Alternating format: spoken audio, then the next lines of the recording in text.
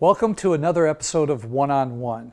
My name is David and I'm joined by Dr. Emilie. How are you, Emilie? I'm great, Dave. Thanks for inviting me back. Well, it's great to have you here.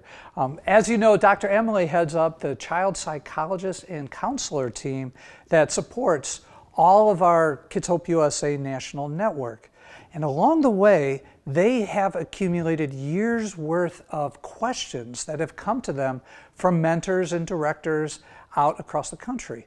What we've done is we've selected a few of the most popular questions, and that's what we're going to address.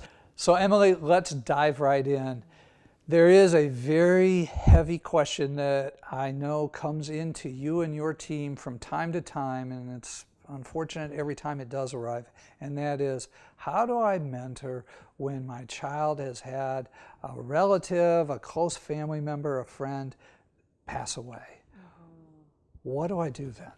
That is always a very difficult situation. And our hearts go out to the kids who are in that experience because we know it means a permanent change for them in some way or another. So there are some tips that I would like to give that might help mentors navigate that. First, it's helpful to remember that children grieve very differently than adults do. And it may seem confusing for adults because children can be talking about the person who's died and weeping over that loss 1 minute, and then within a few minutes they might be turned around and be completely silly and on to the next thing. But it's helpful to remember that that's normal for kids. They don't typically stay in a state of mourning, and similar to what adults do. It's very different for kids when they're going through that experience. Another thing that's helpful to remember is kids never can tell their story enough. So when you're spending time with your student, you may ask them to share their story with you. What really happened to that person who died? And that story may be longer or shorter, depending on the circumstances or how the child feels about telling it.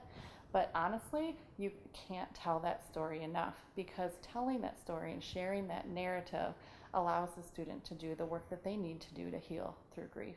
So it's getting your student to talk about. Absolutely. So that's the key to that, as far as coming at that from any different angle you can. And I think about that for mentors. Sometimes they can have sometimes some difficulty thinking about, well, how do I introduce that to my student, or how do we begin to talk about that? There are some wonderful books that you can even bring into your mentoring session that might help to trigger a conversation. And they're books like Water Bugs and Dragonflies, a wonderful book, or a book called Lifetimes. That's another great book. And typically if you have a hospice program near your area, the hospice programs have books within their library that can be borrowed, and you can use those to share with your student, and then you can talk about the situation of death with your student. So now you mentioned that a child can never tell their story enough, but is there a point with a mentor where they need to reach a point where they say, okay, we've talked about this enough, and how do you know if we have talked about it enough? That's a great question, and I understand how heavy it might feel for the mentor to keep hearing the story again and again. But I would honestly push back and say no, there's no such thing as too much. Because children need that opportunity to share that narrative. Now, there may be times when you feel like, every time we talk about doing our math sheet, my child tells the story. And that is possible, that it's being used as some type of avoidant technique. But when that happens, it's okay as a mentor for you to say, I want to hear your story again, but let's finish this math sheet first, and then we can talk more about that person.